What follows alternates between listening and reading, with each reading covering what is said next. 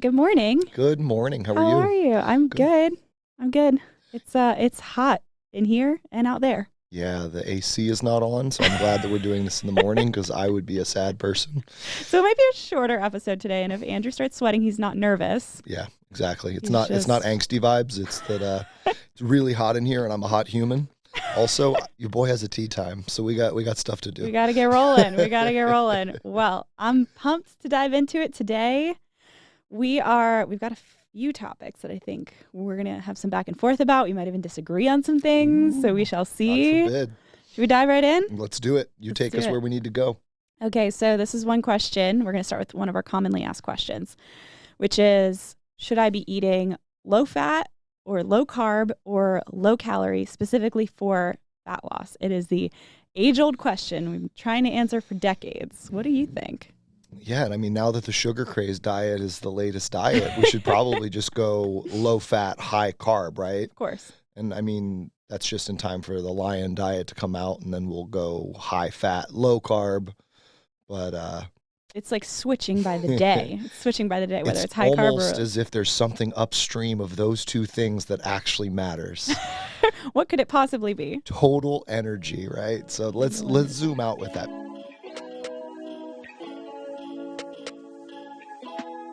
You start to recognize the diets that exist are on a spectrum. Hmm. And all of them have some validity, but given the human that we're talking to, there are a lot of things that we need to understand about that human before we decide which one makes the most sense. And so if we are trying to change body composition through fat loss, which means we are trying to tap into the fat reserves in the body, there needs to be an energy deficit, Hmm. which means there needs to be less energy coming in than is going out. Yep. And that is Otherwise where said, calorie deficit is what people might take that as. Energy, literally calories are a unit of energy. yes, and calories are a 1,000-foot view unit of energy, which is something I like to explain to people. It's a measure of output, right? It's a measure of heat. And so you eat carbohydrates and fats and proteins. Your body converts them into ATP, which goes into cells, and your cells have all sorts of reactions, whether it's your liver metabolizing or it's your muscles contracting or it's your neurons firing. Those little miniature explosions create heat, and that is why I normally would say we're 98.6 degrees in a 68-degree room. Right now, we're 99 degrees in an 85-degree room. Don't take our temperature. Yeah, don't take We're our temperature overheated. right now. All to say, though, that heat differential, that output, is your body's caloric output. Mhm. Now, here's what's interesting. We are not machines. Hot take. We're not a machine.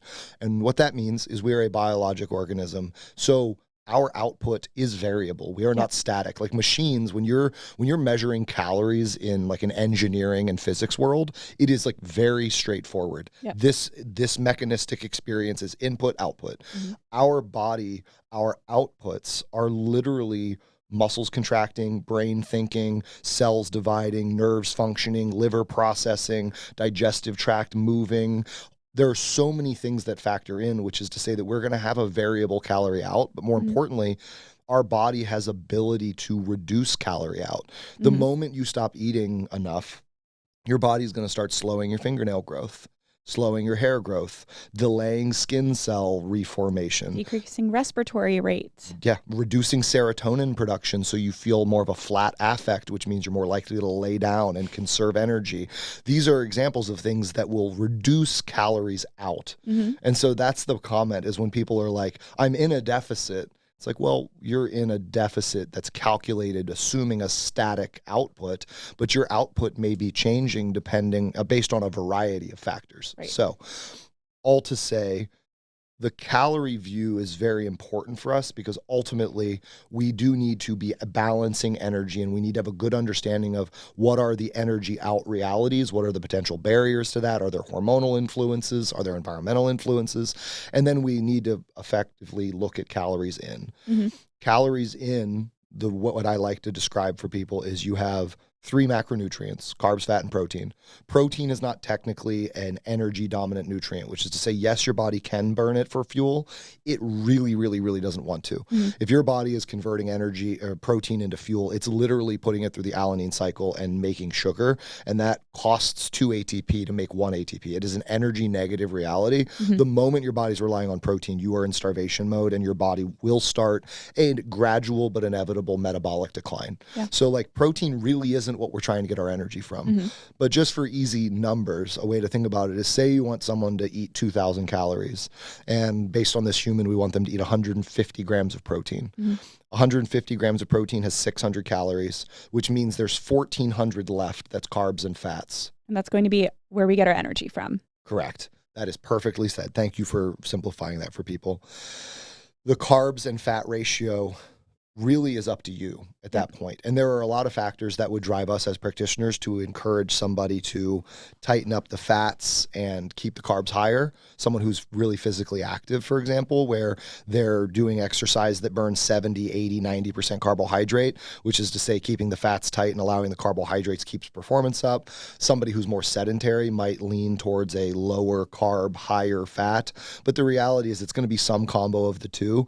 And the way I like to say it is, if you need the energy, it's the carbs. If you need the satiety, it's the fats. Wow, and ideally, it's said. some sweet spot of the two. Totally. And I feel like there's a lot there that is dictated by personal preference too. Like if I give a client a calorie-based meal plan and I usually give them a moderate split of carbs and fats, right? Yeah, the protein is going to be kind of taking care of itself. But what they will sometimes come back to me and they'll say like, oh, my fats have been over every day and my carbs are low, or vice versa. And I'm like, hey, as long as you're hitting your calories and your protein, for a body composition standpoint, what we're trying to achieve in that realm, it doesn't matter. Perfectly said. It doesn't matter. If the calories are right and the protein is right, that means the carbs and fat combo is controlled. And if that control is at a caloric deficit, then whether it really doesn't matter what ratio of the two it is. If it's all carbs and lower fat, you're going to notice more energy, but you're probably going to be hungrier. If it's all fats with little carb, you're probably going to have pretty decent satiety, but you're going to be operating at 80 or 90% of your performance opportunities. Yeah, and that's another question. When my client tells me, they're hitting their calories, they're hitting their protein, but their fats and carbs maybe are a little bit off, I'll just ask them how are you feeling? How's it working for you? Yeah, there's the subjective. If they're like, you know what, I'm really hungry a lot of the time, I'm having a hard time sticking to that goal. I'm like, okay, maybe we add in some fats and maybe we add in some fiber really to help with that satiety. So some non-starchy vegetables and things like that. And then on the flip side, if they are finding that they're struggling with their workouts, they're not, you're probably not hitting a ton of PRs when you're in a calorie deficit regardless, but if they're really struggling to have the energy to get through that, I will specifically cluster their carbs around their workout so that they have the energy for that when it's available, which is something I learned from you. Hey, what do you know? Good teacher. Sounds like I said something one time that was pretty insightful. Okay, so anyway, sorry to back us up. So low fat, low carb, low calorie for fat loss. What would you say? It's low calorie at the end of the day. And then there's strategies to make that happen. And you can either restrict an ingredient, which is low fat or low carb. You can time restrain, which is what intermittent fasting is.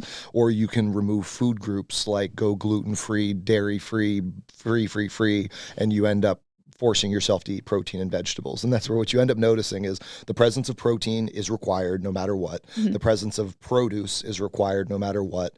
The rest is up for discussion based on the human that's sitting across the desk. And what's going to come up, I think, a lot in this episode, based on what you kind of shared that we're going to be covering, is humans tend to look for certainty. And in an effort to find certainty, we tend to oversimplify. And that's all this conversation really is. Is this debate of low carb versus low fat is the wrong question. It's not really which one's better for everybody. It's which one's better for me. If only there was a company named Case Specific Nutrition. Wow, someone should come up with that. But just to reiterate your point, we're not just stating this out of practice-based evidence. This is true evidence-based practice. They have studies on low fat, low carb, low calorie, or, I should say moderate fat, moderate carb in a calorie deficit. What they found is that every single one of those options could be successful provided that they are in a calorie deficit. And what they find, even we do genetic testing, we can see if someone has a proclivity to burn carbs or fats, things like that. But what we find is most successful is what the person prefers. So they may be more successful on a higher carb, lower fat calorie deficit or the opposite, but regardless, it's what works for the person, and that's why it's case specific. There it is. And like you said, there's a lot of factors that we would dig into with an individual one-on-one to really help aim at that. Mm-hmm. But it's when you realize that the D. Nornish and the Pritikin diets, which are the lowest fat diets on the spectrum, Mm-hmm. and the keto and carnivore diets, they all tout the same thing. And so when we recognize that diets that are opposing are touting the same benefits, that means that there's something above them that's actually happening. And it's both diets are creating the parameters to achieve a caloric deficit with some degree of consistency. Mm-hmm. And if that is something that then becomes a fit for your lifestyle and you're then able to do it sustainably, game, set, match. And so we're fighting about the wrong thing, right? Mm-hmm. It's we're arguing over it's that I didn't want to do the dishes kind of situation argument that couples have, right? It's not about the dishes. It's like, it really isn't about which macronutrient. Yep. It's about what fits for you. And there are definitely things that might tell us which one. And so that's why I said a more active person, it's likely going to be more of control the fats a little bit more than the carbs. Mm-hmm. But that doesn't mean I'm saying control them to 10 grams a day. I'm saying that we're going to find the sweet spot of what feels good, and then we're going to let carbs flux up and down. Somebody that's a little less active, we may do the opposite. We may control the carbs somewhere in that 130 grams for the brain, Mm-hmm. and then let the fats go up and down. And so there's sort of that spectrum, and we help people navigate that gray area while the world's arguing over which one wins. And it's like, ultimately at mass, neither, because neither diet is going to help everybody. Yep. It is going, like, a low carb diet will fail a lot of people. A low fat diet will fail a lot of people. Mm-hmm. And to be honest, a low calorie diet still fails a fair amount of people.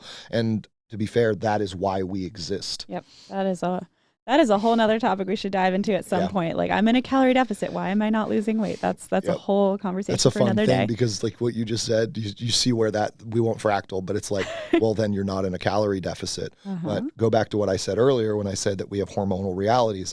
They're in a calorie deficit, assuming a static output. Mm-hmm. The comment is, if they actually are consuming what they are consuming, it either means they're eating more than they think they are, or their body's burning less than they think it should. And there are a bunch of reasons why their body's burning less than they think it should. There's a whole bunch of factors. And like you said, you and I just found another topic to talk about. Noted for next time. Okay. Well, should we dive into our next one? On to the next. So, ingredient obsession. One of my favorite topics. Collagen, not necessarily new to the diet fatosphere, but a lot of folks have questions about it. We know you can buy collagen supplementally now. We know that it is naturally found in some foods, and it's expensive to buy supplementally. So a lot of people have the question, is it worth it? Should I be using it? So what do you think about collagen? Explain to us about collagen. I have a lot to say. Just like eating cholesterol doesn't raise your cholesterol, and eating fat doesn't make you fat, consuming collagen doesn't increase your collagen. Boom. So, like, is it good or bad? I mean, it's not bad, but is it good? So I will say this. Most people don't even understand what protein is. And I can say that because I hear it all the time. People throw around the word protein, amino acids, and collagen like they're different things. And they are the same thing. Amino acids, think of them as single chains that build a chain link fence. Mm-hmm. Amino acids are the singular structures of a protein molecule. Mm-hmm. Collagen is a type of protein molecule. Yep. And said differently, let's look at our body for a second. There's a lot of different types of protein in our body. Mm-hmm. Our skin is protein. It's particularly collagenous protein. Mm-hmm. Our muscles, our tendons, and our ligaments are all protein-based, and they are different ratios of collagenous tissue. Mm-hmm. So collagen is just amino acids that have been sequenced in a way to create tissue. Mm-hmm. That's very cool. When you eat protein, you are eating amino acids. So let's level the playing field for that, right? Collagen is a basically a combination of some of the amino acids, just like a whey protein shake is a combo of some of the amino acids. A chicken breast is some combo. Even lentils and beans, the protein in them is some combo of the same grouping of amino acids. And each of them have slightly higher concentrations of different things. So with collagen, you have increased levels of particularly glutamic acid, and then a little bit of methionine, and then glycine, and then also lysine. Those are 4 of the amino acids that are most utilized when building things like collagenous, like skin tissue. In whey protein, you have a higher concentration of leucine, isoleucine, and valine, which are your 3 branch chain amino acids, and they are the ones that stimulate the mTOR pathway, which is your muscle protein synthesis, and have a... We just lost them. Yeah, they gone. And basically has a downstream effect on muscle growth and repair. So it becomes this really cool thing of like, oh, okay, whey protein for exercise, collagen protein for skin health. And like, yes, kind of, but also let's note that the amount of glutamic acid that's in a scoop of whey is very similar to the amount of glutamine or glutamic acid that's in collagen. And so I'm more interested in, is this person consuming enough protein? And are they getting it from a variety of places that's creating an abundance of amino acids? The amino acids being the various bricks that help us create and make the various walls that exist in our body. If someone consumes collagen and suddenly starts noticing thicker hair and, you know, less wrinkles or more plump skin, that means they were under consuming protein in the first place. And so while I'm happy they found that source, they could have just as easily done it about 30 other ways. And where I get concerned is people start to use collagen excessively. And where, for example, a whey protein is 54% of the essential amino acids, which are the 9 aminos our body can't make. So like there are 9 amino acids that if your body does not make them, we can't do a ton of downstream things. So you really are supposed to grade a protein quality based on its EAA concentration. Whey protein has the highest percentage, which is why it's so touted. And then meat sources are right behind it. And then you get vegetarian sources. Collagen protein is somewhere in the middle. It is not a high concentration EAA. So the version of you that is consuming, we'll just use you as a human. If you're consuming 120 grams of protein for your body, which is probably a little more than you need, but let's just use a number. If you were consuming exclusively whey protein, your amino acid profile would be far better than if you were consuming just collagen protein. Absolutely. So I watch people, you know, if they're getting 10 grams of collagen protein in their diet out of the 120, cool. If they're getting 50, I'm starting to get concerned because they're getting too much of the minor amino acids and not enough of the major amino acids. So that'd be my big piece. And I get concerned now because you've mentioned this. They're putting them in bars, and like you're starting to get these collagen protein bars, and you're seeing all these different, because they taste delicious, because they add that like marshmallowy texture. Yeah, it's a fluffier protein.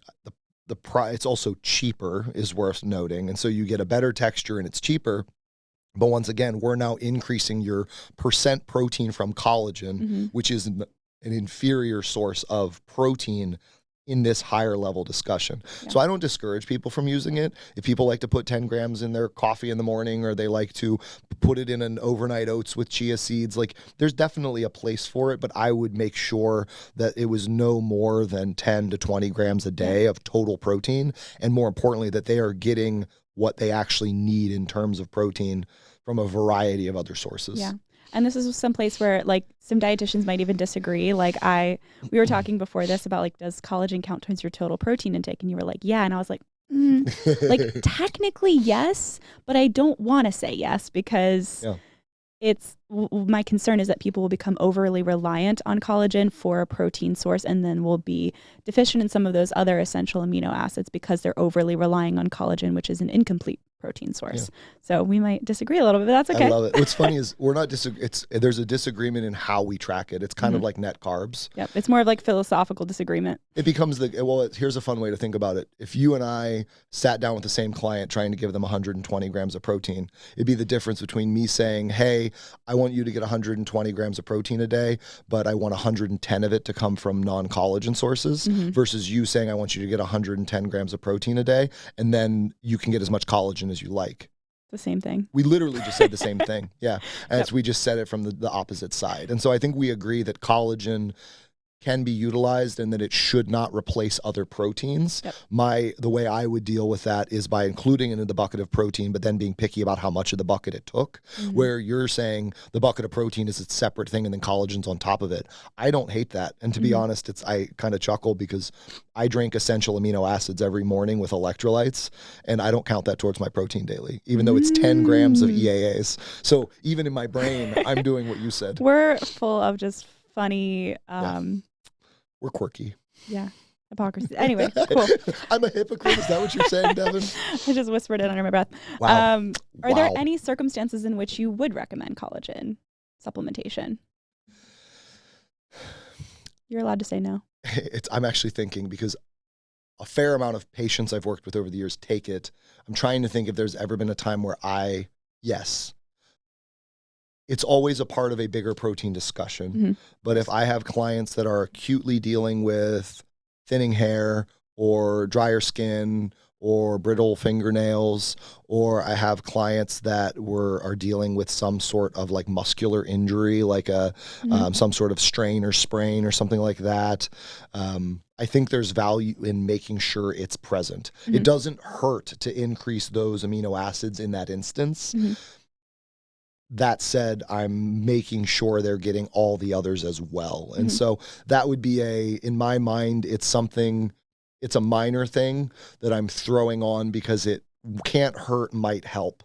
It's not, there's never a point where I'm like, oh my God, you need collagen yesterday. Like it's never the thing, but I think that it can be a part of a prescription that, again, can't hurt, might help.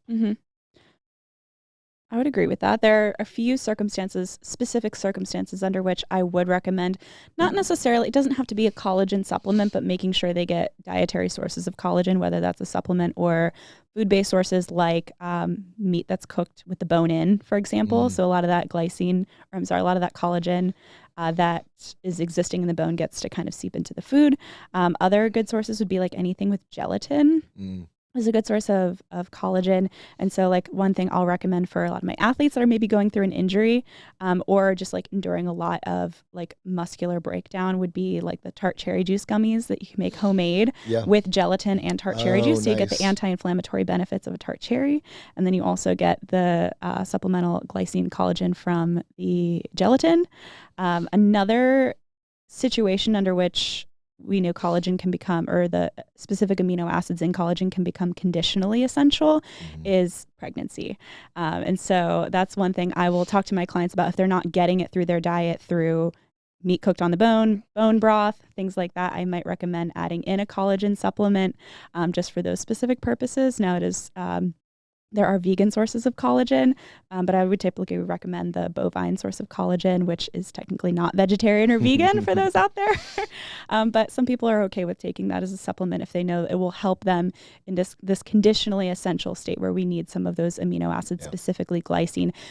For pregnancy, it's because there's so much tissue production being created constantly. And so it becomes conditionally essential in that state. So we want to make sure that they're getting that in somewhere. But again, that's not the whole conversation around protein, right? There's a whole other protein discussion. There's so many other amino acids that are also always essential, not just conditionally essential. Yeah. So that's my 2 cents. I love that as a way to think about it and go back to my bricks analogy, right? Amino acids are the different bricks that we assemble to make things.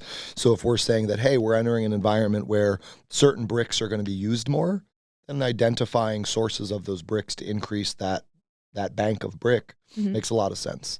And so that's one of those examples where you may also have someone who's pregnant that is feeling nauseous, and so traditional animal sources feel repulsive to them, like their stomach is telling them no. So something like a collagen supplement may actually be a value added from that perspective, which is nice. Like, ooh, we can't get enough protein in, and we do need more of these aminos. Let's use this. So it's a great tool in our toolbox, but it's definitely way overhyped. I mean, that's the big takeaway. As with most things, has potential, yes. Tool in toolbox, yes. Something that everyone should flock to the store and buy, absolutely not. We would say overhyped. Yes, overhyped.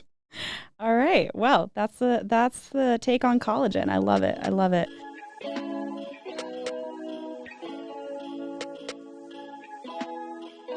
Well, next we have our social media react. So we really loved a tweet that was put out by Layne Norton And you had this kind of concept called association absolutionism, which is just a mouthful. So thanks for making me say that. You know me and my alliterations that are way too hard to say. Yep. Should I read his tweet out loud so everyone can hear ahead. it? Let's give those flowers. So he said protein ingestion stimulates mTOR and IGF-1, which are associated with cancer. Can't eat protein. Carbohydrate ingestion increases insulin, glucose, and inflammation, which are risks for type 2 diabetes. Can't eat carbs. Fat ingestion impairs flow-mediated dilation, which raises the risk of cardiovascular disease. Can't eat fat.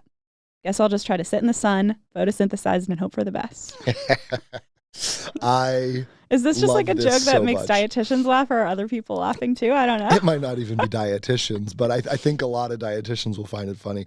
I really enjoy his sarcasm. Like Layne Norton is, as you know, he's one of I call him a virtual mentor or a virtual big brother. Like I've been following him since he was getting his PhD in the late 2000s when he wrote his first big blog. I mean, he's a brilliant, for those of you that don't know, he's a brilliant nutritionist. He has a PhD in biochemical nutrition sciences. So he is not a dietitian, which we as dietitians, we have been trained to counsel people, but he is an absolute nutrition scientist. And so that's the word nutritionist is a very vague term that a lot of people don't realize. Like any human in Pennsylvania could call themselves a nutritionist, and that's because it means nothing. He is an example. When you say nutritionist, you are saying it with massive compliments. Like he is highly knowledgeable. He's somebody that I think most people should follow on socials, like 1000%. his understanding. Yeah, Layne on all the socials. But it's to say that he does have a really fun, cheeky side that I really enjoy. And this one hit me so hard because this is something that we are just living into the max, right? And it comes back to what I was alluding to earlier. As humans, there's this desire to have certainty. And in wanting certainty, we oftentimes create simplicity. And that concept, I'm calling it association absolutism, which is like you see two things interacting and then you go, okay, well, that's that. And then you move forward accordingly. And what ends up happening is you have all these different fad diets. And in a world right now where we have so many fear-mongered ingredients that are out there, we're living in something that I've been complimentary and cautious of, which is the Maha movement is forcing conversations that need to be had, but it is doing so in part by creating a fear around ingredients that is rooted in falsehood. Yep. And these three are perfect examples of what my critique of the Maha movement would be, is it's associations that sound very logical, that make a whole lot of sense at surface, but then you dig in and you realize that they're completely hollow and actually irrationally stupid a lot of the time. And you can do it with anything. He literally just gave a reason for us to just not eat food at a macronutrient level. And so you could see where it'd be super easy to do with food dyes, with ingredients that help with the stability of a food, with ingredients that, help with the homogeneity of a food. Like you could do this over and over and over again. And we have this eat this, not that culture where we're always looking for the quick point why we shouldn't eat something. And this just calls to attention that association is not declarative, right? So the concept of association absolutism is seeing two things interact and deciding that is an absolute relationship. And you can see in his cheeky post how dangerous that is. By that logic, we just shouldn't eat food. And one of my favorite ones, this was back in our research methodology master's days, is there's a really interesting correlation of ice cream consumption and theft. And so robberies and ice cream consumption both increase in the summertime. And you could either say that ice cream makes people eager to do crime, or you could say that crime makes people crave ice cream, or you could recognize that it's effing July and August and it's hot out, which makes people crave ice cream and also makes people very uncomfortable, highly temperamental, angry, and increases the risk of crime. And so that's an example of an association absolute where if you don't factor in the confounding variables and the complexity of the environment and the gray, you are going to come to a conclusion that is like objectively hilarious and also stupid. Well, do that at a national policy level. Now you're dangerous. Yeah. And so this is the type of stuff that I have been on the lookout for as I've watched MAHA take place. Like I said, I'm excited to see the conversations. I've been very tired of Frosted Flakes somehow being healthy and avocados being bad for you. So like the gaslighting of the food industry days, I'm glad that that's being challenged, but I am also equally critical of the other side, which is this tendency to point at two things, ignore the confounding variables, ignore the gray area, and just make like a bold stance. And that's what influencers do all the time because it's super convenient. And it's what a lot of the current speakers of health and wellness that are being listened to largely because of social media are doing in an attempt to create simplicity. And all it does is it actually creates fear and it kind of distracts us from the real conversations. Yeah. I mean, it's sort of just like social commentary on social media at large, which I think has largely driven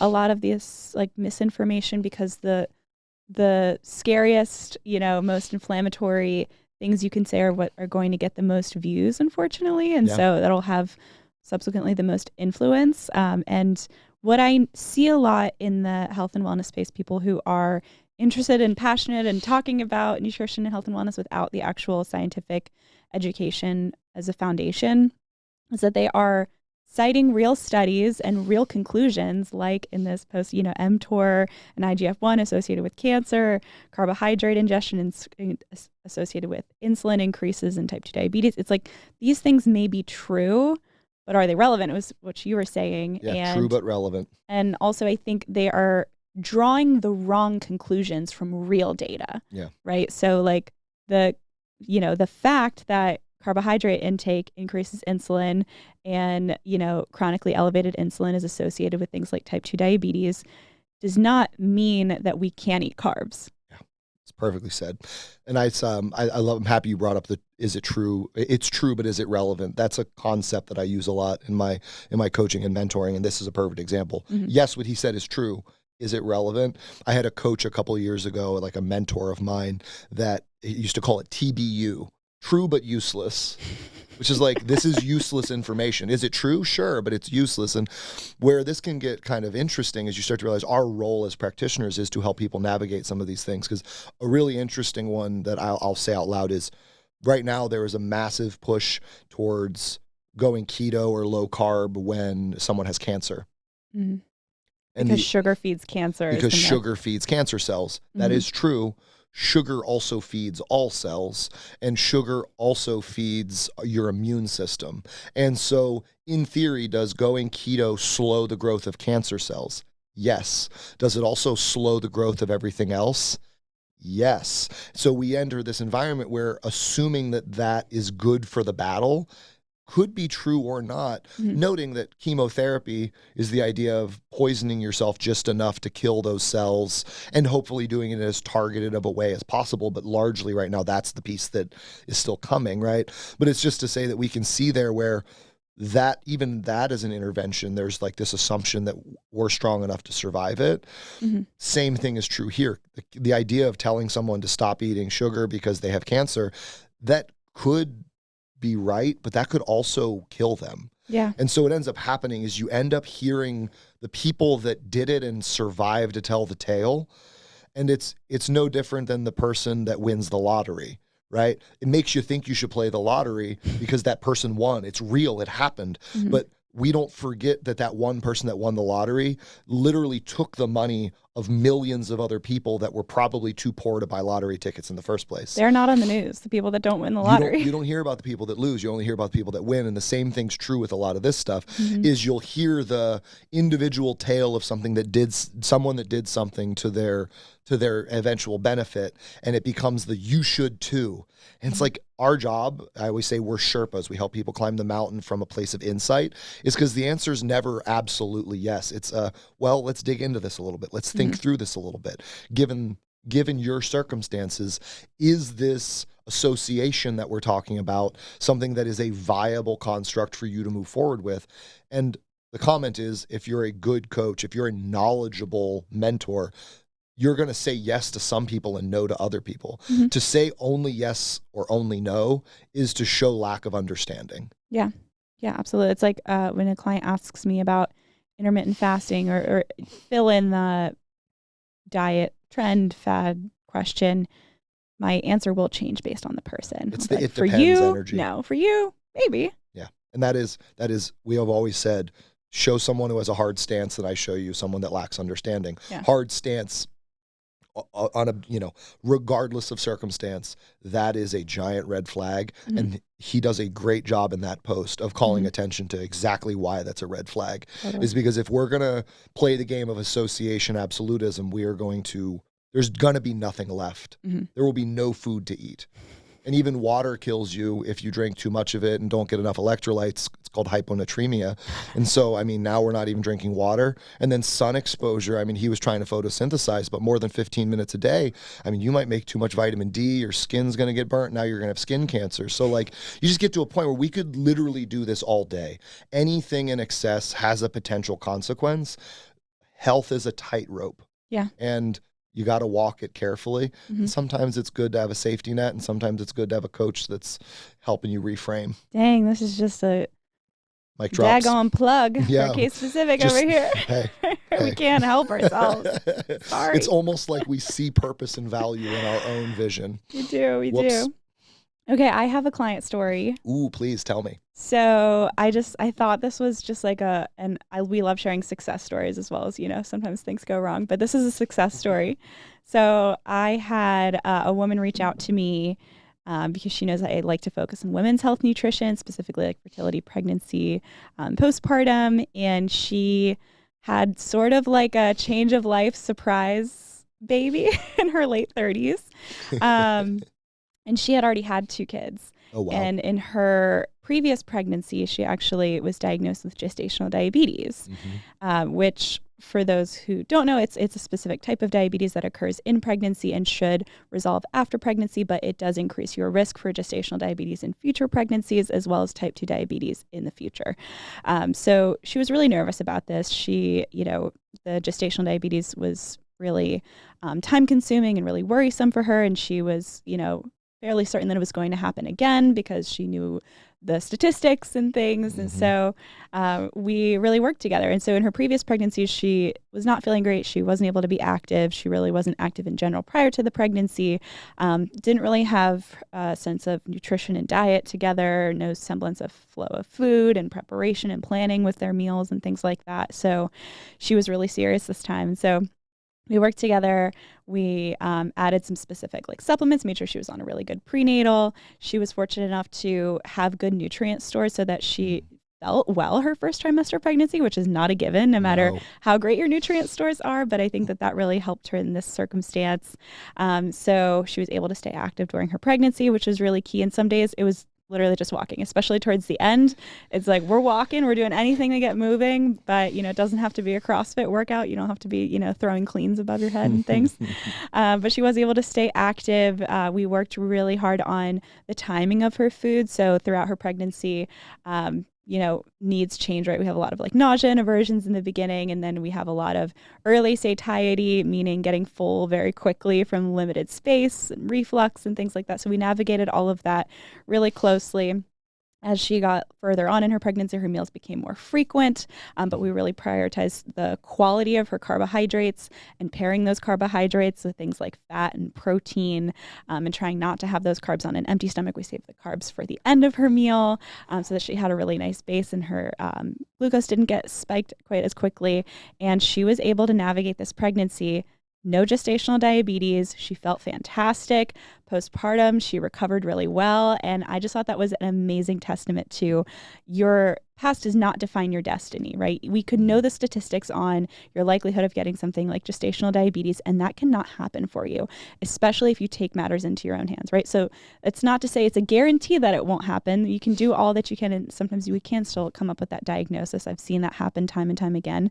But even when we do incur something like a gestational diabetes diagnosis, there is so much that we can do to enhance your quality of pregnancy, quality of life during pregnancy, the health of your baby, and all of those things. So we are, growth-minded people. We're people that like to have very much like ownership of our habits and behavior. And I think she is just like a wonderful, wonderful testament to that.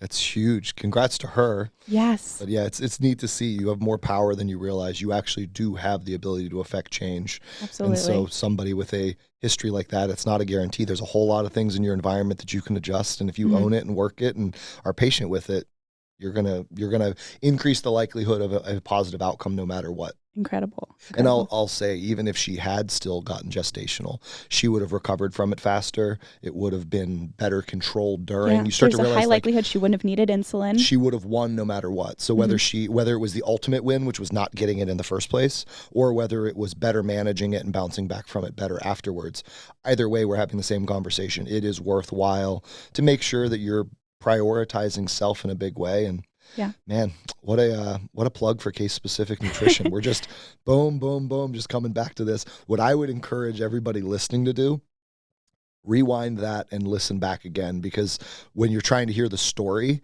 you're listening to the story. But Devon just dropped about 30 like awesome nutrition tips in passing. Like, so when you listen to it the first time, you were hearing the story, the woman's journey. But if you listen to it a second time, you're going to hear a whole bunch of really cool tips about food patterning, food flow, timing, nutrition banking, all sorts of cool stuff. So I would encourage a listen back at 0.75. Give Devon a chance to slow-mo some mic drops. And go back and listen to our pregnancy episodes. We did like a fertility and pregnancy and postpartum episode with two of our dietitians / moms, Laura and Erin, and they were just a wealth of knowledge too. So go back and listen to those too if this is something that you're thinking about or is of interest to you. Yeah, good callback. That was season 4, so that was last season. Season 4. Before we had our beautiful studio. Yes.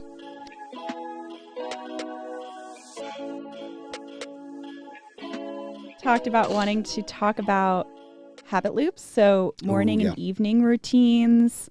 And like when someone is struggling to establish those, like what might be missing. So let's talk about that, habit loops. I love it. So let's talk about what a habit loop is first. And I think that a lot of people know what this is and maybe just don't know that term. The habit loop is largely being advertised by the morning routine on social media these days, right? Everyone boasting their morning routine. I get up at 1:36 a.m. and, face my God and pray. And then I journal for a whole bunch of time. And then I practice 30 minutes of deep silence with my partner where we stare into each other's eyes. And then I dip my face in insert brand name of beverage with ice cubes. And then I get this cold plunge in, and then I go in my infrared sauna. It's the whole thing, right? And what I'll note is that what these people are doing is they're basically making a list of all the things they likely will pull from, which is to say, I challenge that most people that are on the internet touting these like absurd morning routines, it's unlikely they do all of those things every day. They likely do some combo of those things every day, which I think is helpful. But a habit loop is typically the things that set your cadence of your life, right? So we all have a circadian rhythm, which is a sleep-wake cycle. And so there is time that we're awake every day, and there is time that we're asleep every day, hopefully, right? And if not, you're in grave danger and should definitely reach out. But it's to say, most of us have a morning routine. That one's the one that's more obvious to people. Most people do not have a night routine. Yeah. And this is where the habit loop becomes so helpful. And I can even just kind of like walk through one and then we can dig in from there. But for me personally, there is a wake up in the morning, and it's typically a period of like, I call it like no stimulus, which is I'm just like with my thoughts. And so I like stretch my fingers and toes and I stretch my body. Terrifying. Yeah, I know. To be alone with your thoughts. I'm a psychopath, by the way. So I start my morning alone with my thoughts and I get connected with my body. This is a short little thing, but it's what I do to kind of like basically get myself to get out of bed. There's usually some puppy snuggles in my morning because that's one of those grounding things for me. And then there's sort of my go-to like cadence of the morning, like brushing my teeth, doing my things, feeding the pup. And then usually it is a dog walk, and then it is a workout. And then for me after that, it is a shower, all that kind of thing. And then it is some emails, some priming, all that kind of stuff. So like that cadence exists. And when that exists, that sets me up to feel really good going into my day. When I like start my first meeting, especially because I have such a meeting heavy schedule, whether I'm meeting with our dietitian team or our admin team or our marketing team or prospective business people. Like I'm constantly engaging on all floors of case specific. And so I average an obnoxious amount of meetings per day and per week. So if I don't do those things in the morning, my energy going into those meetings is affected. And I'm a very charismatic, talkative person, and people can tell immediately. It's hilarious. They'll be like, hey, you don't seem yourself today. And that means I'm not like bubbly and like vibrating. And it's so like there's a level of expectation of who I am and what I bring to the table. And I pride myself on that. So what's interesting is that morning routine primes me to have my day. And then the comment is, most people kind of stop there. They get to their end of day and they're burnt out and they just kind of black out until they scroll go to bed. Until they realize they have 6 hours before they have to wake up. And then they try to fall asleep and then they're stuck alone with their thoughts and they spiral and then they're up for another hour and then they're stressing about being up for another hour. And then you've never done this before. I don't know what you're talking about. So here's the point of the habit loop is that you just identified what I call the gap in the habit loop, which is that typically a good morning routine is tied to some night routine. The night routine might not be as extensive, but it does still need to exist. So for me, I know that if I don't get to bed by a certain time, I am not going to wake up to do the things I like to do, which means some things in that list is going to get shortened. And that's going to throw off my day.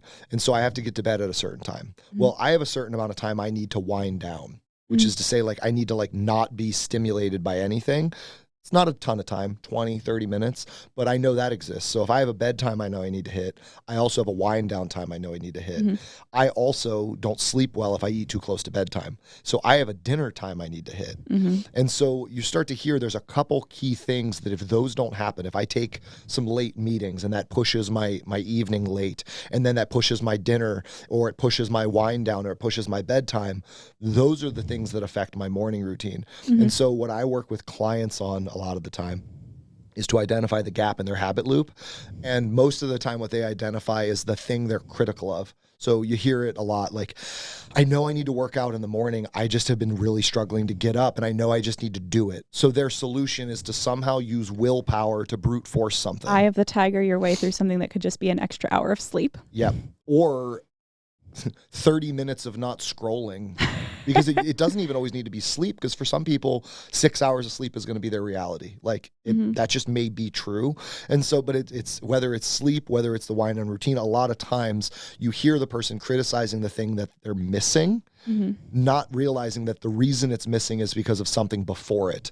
And because it's morning, people think that morning is the start, but your morning starts with your night. Yeah, they are connected. It is a loop. It is not each day is not its own thing. It is a circle, and that circle can either be a vicious spiral downward, or what I like to call a prolific spiral upward, where good things are feeding on good things, just like bad things can feed off bad things. And so if you're somebody that felt very seen by what I just said, the whole, I want to work out in the morning, it's the only time that I'm really able to get my workout in, I've got to get up, I just have been struggling to get up.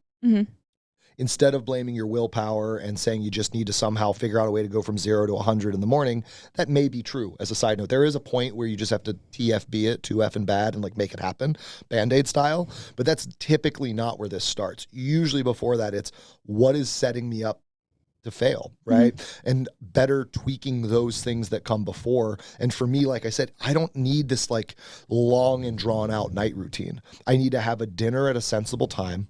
And I need to have a period of time before I go to sleep that I have no stimulation, where I'm not watching something or scrolling something, or like I'm not stimulating my brain. I'm actually like letting my brain get off the hamster wheel, because what ends up happening is I turn all the things off and then my brain has thoughts. Yep. And so what most people do is they basically are plugged into things until bed. They lay down and they either find themselves laying there with their brain spiraling, or they wake up in the middle of the night with their brain spiraling. You need time to unwind your thoughts. You need to be alone with your thoughts. Yeah, and you need practice with that. You need practice being alone with your thoughts when it's not in the middle of the night when you're spiraling, right? Because if it's like running on the treadmill at like an 8 minute per mile speed and then jumping off and like expecting to feel normal, right? Like you need to slow things down. Exactly. And so it may be something simple like that. But so I wanted to draw the awareness that your days don't start and end and not affect each other. They are all connected, and they're connected in a loop. And that loop can either be a vicious cycle, which is the trend downward, where the scrolling till bedtime and then delaying bedtime and then waking up groggy and then not getting your workout in and then, go down and down and down. Over time, that will make you more and more tired and exhausted and frustrated. You feel like you're digging a hole. The same can be true if you make some small tweaks. It may be something as simple as, I am going to put my phone down at 9:30 or 10 or 10:30, whatever your respective goal time is, so that for 20 to 30 minutes before bed, I'm not stimulated by that.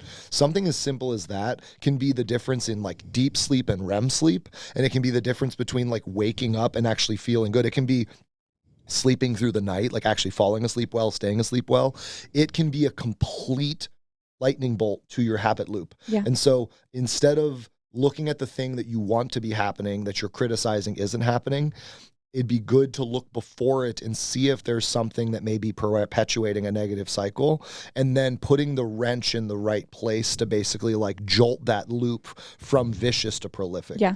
And what you're saying right now is exactly what we do with clients in terms of like problem solving. A lot of my clients come in like sheepishly, like, I just need to do it. Like, I know what you want me to do. I just need to do it. And it's like, well, let's actually problem solve. So like starting with, if you're struggling to work out, why? Oh, because I'm struggling to wake up.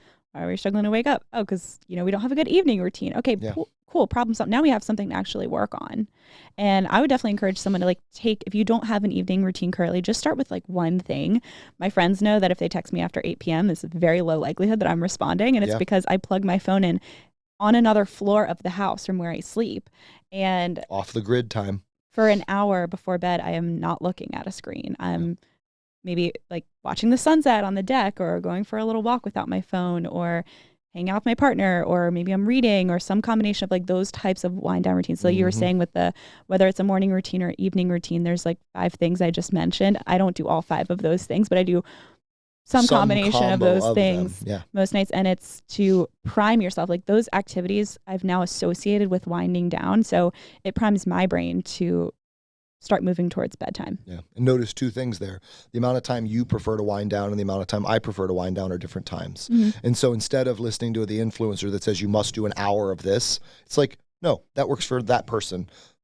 That is a potential idea to try, and then fit it to you. You may be someone that needs a little bit more downtime or a little bit less downtime based on your personal preferences, stage of life, burnout, stimuli outside of you. So like first, hear that there's a customizability to this. And then also recognize that there is a team, right? Which is to say, you named 5 things. Instead of getting obsessed with like, oh, I have to do these 3 things exactly every day in this sequence, and now all of a sudden you feel like you're in this like militant scheduled life, those habits don't feel supportive. They now feel forced or coerced. Recognize that those same 3 things could be opportunities, not obligations. And so the bigger the list, the better, as far as I'm concerned. If you have 10 ways that you like to wind down, that means that Monday through Friday, 2 weeks, you get to do a different thing every night. Yeah, more tools in the toolbox. Yes. And it's funny. That's something that we could go and fractal towards with habit tendencies. But it is to say that the bigger the team, the better. So having a bunch of things you like to do in the morning, great. A bunch of things you like to do in the evening, great. Giving yourself some buckets. So you may have 10 things on each side and you do 2 of them at night and 3 of them in the morning. Find a flow that works for you. Yeah, make it specific to you too. Yes. Like in the summer, for us, like it will vary seasonally in the evenings. In the summertime, we like to get a walk in because we love that it's cooler and we love that we can be outside and active or watch the sunset on the deck. But in the wintertime, when the sun sets at like 4:35 p.m., we're doing like paint by numbers. I know I've already even mentioned it, but we do paint by numbers as like a way to unwind because it's not fun to be outside. So it can vary seasonally, or like I do a priming technique that I got from Tony Robbins we were talking about earlier this morning, and that is something that I'll fade in and out of in different seasons of my life. I don't always have 15 minutes to do this in the morning, but when I do it, I know I feel amazing, and like that's like one of the tools in the toolbox that might kind of fade in and out depending on the season and what's needed. I love too the idea that there's a base, which is to say you know that priming tool works for you. And so fast forward, you have a busy week. It's, you got a lot going on and you feel out of sorts. Well, your brain will start scrambling for ideas unless it has a base. Then it'll just go back to base. It'll say, oh, I haven't done the priming technique in a little while. Yep. Right? Like having that thing that you default to is a really good way to reset, right? It jolts it back into motion. So you know that the Tony Robbins priming technique, which I pull a lot of my morning stuff from that, but that priming technique is the thing that you can go back to press hard reset. And it's you putting your foot down and saying, hey, I'm going to slow down. I'm taking time and cadence and pace back. The world operates on my schedule, not the other way around. That's all you're doing. And it puts you back in charge. It makes you feel like you're driving. And unsurprisingly, you're going to then drive the rest of the day. You're going to drive through your day instead of being driven by your day. So morning and night routines aren't meant to be these like militant task-mastered lists that exhaust you. They are meant to be opportunities for you to engage with self, slow down, become present, and reset the pace and the cadence of the day. Yeah, you get to choose your focus, and that drives your mood, your feelings, and your behavior. So it's like just a virtuous cycle. It's huge. And you're not always going to be perfect with it. I'm not either. And that's, but the key is I can tell when I'm a little off, and it's, what was missing? And so it becomes this diagnostic of, my night routine was a little bit compressed because I took that extra meeting. And doesn't mean I shouldn't have taken the meeting, but it's why I won't take meetings like that every day. Right? Yep. Those are those pieces of the puzzle where you can diagnose, and then you can get back to base pretty quickly. Totally. When I have like a moment where I'm just like feeling like really overwhelmed and stressed, I try to remind myself like this isn't not failing. This is a check engine light. Yep. That's like we need to change something about what's going on. Beautifully and adding said. and getting back to those basics are really helpful for that, I found. Yeah. Good stuff. Habit loops. Habit looping. Habit loops. Okay. So last, we have been touching on the Make America Healthy Again movement each month here. But today, I don't know that this topic is like ultra specific to MAHA specifically, but I think it is super relevant. And we're talking about public policy as it pertains to nutrition, which is definitely MAHA adjacent. It's MAHA adjacent.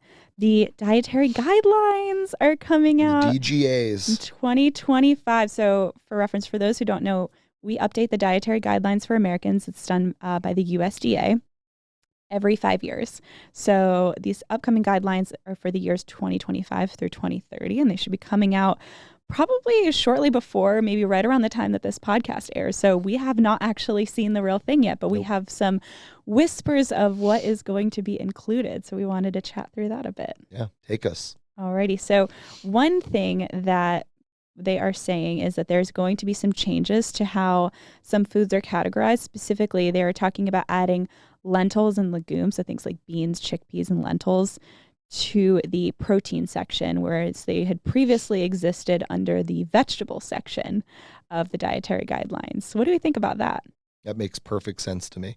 Shifting things away from when you think about the food groups, we're trying to define foods based on why we're eating them. And that isn't always like the biologic scenario, right? It's the idea that fruits and vegetables, the reason they're categorized differently is really based on their like carbohydrate intake and fiber and those types of things. Some fruits are not actually fruits. Yeah. And so there's not a biologic correlation as much as it's more of a dietary correlation. Same thing here, like to call a lentil, put it in the same category as celery when it has 18 grams of protein per cup. Well, like they're completely different macros. 5 or 6 grams of fiber at least. Yeah, they're a very, very different food. And so I think that if we're going to take a food like a lentil that, like you said, is a complex carbohydrate with fiber, but is also a robust protein source, that's a weird thing. It's hard to categorize, but it is definitely better categorized as a protein than it is a vegetable. Totally. Yeah, it's like people say like tomatoes technically a fruit. It's like, is it true, but is it relevant? Right? Like nutritionally, it acts more like a vegetable than a fruit. So we're going to count that under the vegetable category for the purposes of your nutrition, right? Exactly. We're organizing your nutrition. So I thought that was really interesting. And it's going to go, so currently I think nuts and seeds are under the protein category, which I thought was interesting. What do you think about that? So that's the opposite of what we just said, right? It's like a miscategorization. Yeah, nuts and seeds have protein in them, but when you have a food that has 16 grams of fat and 7 grams of protein, that is a fat source that has protein in it, not a protein source that has fat in it. And so that would be one of the things I've always found it we shouldn't ignore the protein that comes from nuts and seeds, but to call them a protein source is a misnomer. As a reference point, a cup of rice and a cup of pasta have the same amount of protein as a serving of peanuts. And so by that math, we should be calling pasta a protein source too. Which it's not. No, it is a grain, which is, again, it contains protein. And none of these categories are perfect. And so we're never going to get it perfect, but we can definitely try and put them in appropriate places. And my argument would be it should be based on what they're giving you as what's their dominant role. Yeah. Like if you're recommending lentils, I'm not giving someone lentils because I want them to consume carb. I'm giving them lentils because I'm trying to get them protein. And so fiber, it's a protein dominant food, right? Totally. I am trying to give people nuts and seeds because I want them to get good quality monounsaturated fats. Yeah. And so it's what is like the dominant reason for the food is how I think we should be trying to categorize this. Totally. I would agree with that. Like similar to what you just said, I think of like nuts and seeds as like a fat that contains protein. So in that sense, it's a really great fat to choose. The same way I would say, something like a whole grain, like brown rice or like whole wheat pasta or things like that. Those are quinoa. Those are carbs that contain some protein. So in that sense, it's a great carb to choose because you're getting a little bit of a boost of protein in the process, especially if you're someone who's plant-based. So, but yeah, I thought overall good move to move those beans, lentils, peas to the protein section because of their nutrient profile. Yeah. And what I also loved is that they're also still emphasizing that we're not saying plant-based sources of protein only. We're saying plant-based sources of protein in addition to some of the more animal-based proteins. So we're not saying you must not eat animal-based sources of protein. We're actually saying I think a variety of protein sources is a good idea, which is very much in line with what we preach. Yeah. One of the things I think is good to clarify is a plant-based diet is defined as a diet that is 80% from the ground. Like plants. And so my plate, like the good old fashioned my plate that is half your plate is fruits and vegetables, quarter of your plate is grains, and a quarter of your plate is protein, is a plant-based diet. Let's say that again, like a quarter of your plate as an animal protein. So a nice 4 ounce or 4 to 6 ounce piece of steak on the plate can still be a plant-based diet if half the plate's fruits and veggies and then a quarter of the plate is grains. And so the goal, plant-based does not mean vegan or vegetarian. Plant-based means dominantly from the ground. And so when we think about that, we go, oh, yeah, that has been the recommendation for decades. Like we've been trying to get people to eat more produce. And the thing I want to also highlight is through all the iterations of the dietary guidelines for Americans, the My Pyramid, the My Plate, every fad diet that's ever existed, produce is always present. Yeah. Right. That is the commonality is like there needs to be some degree of produce consumption. So let's recognize if we're going to really like distill down what is like the big ROI that we're looking for, it's how do we increase plant consumption. Going vegan or vegetarian is not necessarily, it requires that plant consumption increases, but that isn't necessarily what the goal is. And so that's just another example of where if we're not careful, we'll associate that incorrectly. Absolutely. So I thought that was a really good recommendation. The recategorization and also the recognizing that all sources of protein are viable and recommended because they all have different benefits, right? Like I had someone ask me recently, like, what's better, salmon or chicken? And I'm like, well, they're both good protein sources, but they have additional kind of like side benefits, right? Like the omegas in the salmon versus, the leanness of a concentrated protein source that you get in the chicken. So they're just different benefits. Yep. So that's another example of like an attempt to create certainty, right? People always trying to make certainty. What's better? And it's like, frankly, they're all puzzle pieces that you can make a really nice puzzle with. And so salmon, which has the fats built in, really good quality fats, great for you. But with chicken, because the fats aren't there, you can either utilize that with other foods to control the dietary fat. You have room to add some avocado to that meal? I was going to say either one of two things. You could either control the fats, which could help you with your caloric awareness, or you can diversify the fats by adding some avocado or having some hummus or having some sort of like oil-based dressing or having some nuts and seeds or whatever it is. And so it gives you the ability to like customize your fat, which may give you a bit more variety while controlling the caloric overarching calorie value. Yeah. Okay, last piece I wanted to talk about with the dietary guidelines update is there's been a lot of discussion about making specific recommendations in the dietary guidelines around ultra-processed foods. Yeah. So examples like sugary cereals, cookies, crackers, chips, a lot of like prepackaged shelf-stable items. And so ultimately, they had decided not to include recommendations on ultra-processed foods. And the reason is, I'm quoting Dr. Cody Stanford, who said, ultra-processed foods, the report did not include recommendations on ultra-processed foods due to insufficient evidence and inconsistencies in defining and classifying ultra-processed foods in scientific literature. What do we think about that decision? First, let's say that's simpler for the people in the back. So first, we need to define the term before we can talk about it. Yep. So before we can make Facts. recommendations, we need a consensus on what classifies as ultra-processed foods. That is a societal requirement. Yep. If you're going to have a discussion about something, first you need to make sure you're using the same language, because different words mean things to different people. Mm-hmm. Ultra-processed has a very vague meaning, right? Just like the word clean has a very vague meaning. And so if we're going to, even if it's funny, we need to agree on a definition so that we can then go forward, right? A definition of the food is, or the word or phrase is basically drawing a line in the sand and saying, this is what this means. Once that is a defined word or term, that is when you can then put things on both sides of the line. And so I totally agree that we don't have a societally accepted definition at this point, which that is absolutely step one. In any good policy process, right? You're going to, think about if you've ever read bills or legal contracts, what's one of the first pages? It's the terminology. Yep. Because you need to agree on the terminology before you can define the terms, right? Yep. So that is where we're at, is great. Yeah, let's agree on the terminology. What does ultra-processed food mean? Then from there, from what do we want to do about it and how do we want to bucket those things? So I'm very open to it. And I agree, though, that first we need to define it. Yep. And we know that, bureaucratic changes happen slowly. Yes. So it's not surprising to me that they're holding on making those recommendations around ultra-processed foods. But it is fair to say that there are some ramifications of delaying this, right? We know that this isn't going to come out. The next dietary guidelines won't come out until 2030.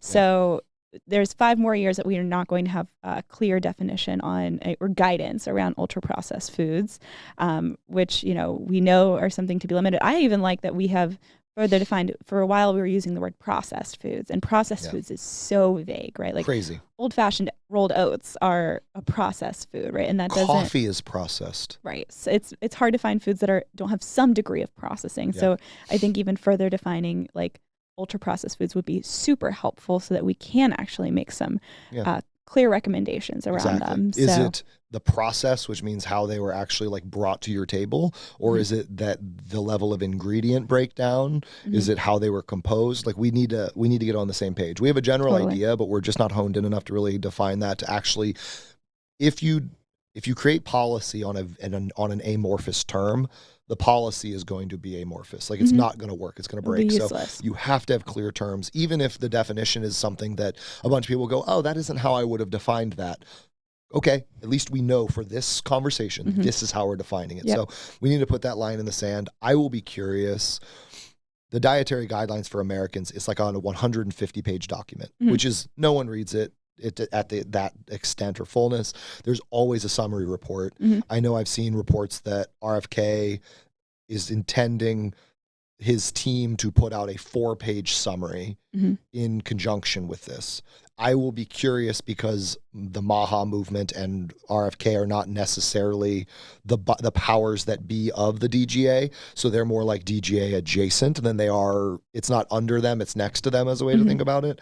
I will be curious what that 4-page doc, and I'm hoping that it's out for our next episode so we can dig into it. I'm going to have some light reading over my honeymoon. I can't wait. I was going to say, I can't wait to send it to you while you're on a boat somewhere in Greece.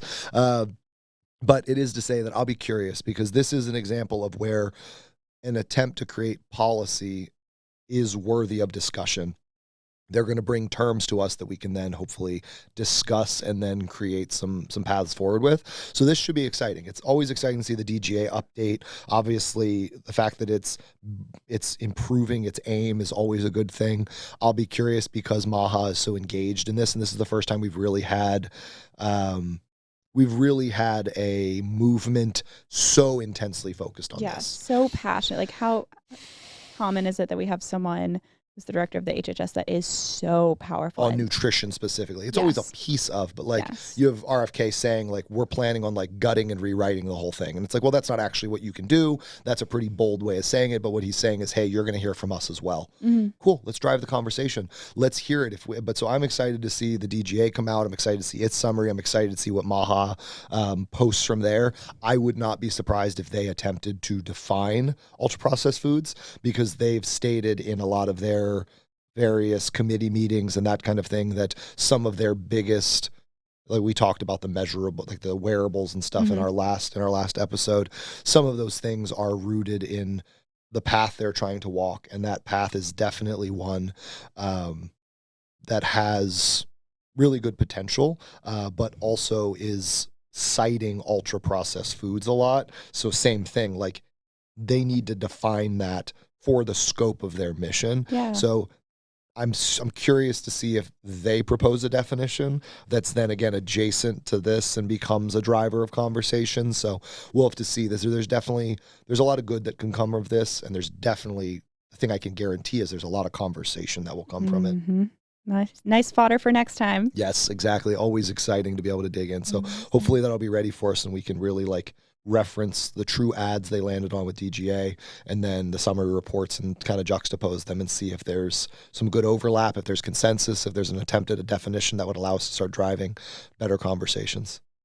Until next time. I love it. No, I that's can't a great wait. one. I can't wait. Well, thanks again for joining us today. We are so excited for next time. So stay tuned. Feel free to drop us comments on Spotify, on Instagram, on YouTube. We're also going to be releasing minis, which are our subtopics during the podcast, released as standalone videos on YouTube. So if there's something that you wanted to re-listen to, a specific concept, you're going to be able to find that, which we're really excited for. You know where to find us at Case Specific Nutrition on all platforms, and we cannot wait to see you next time. Thanks, everybody. Be well.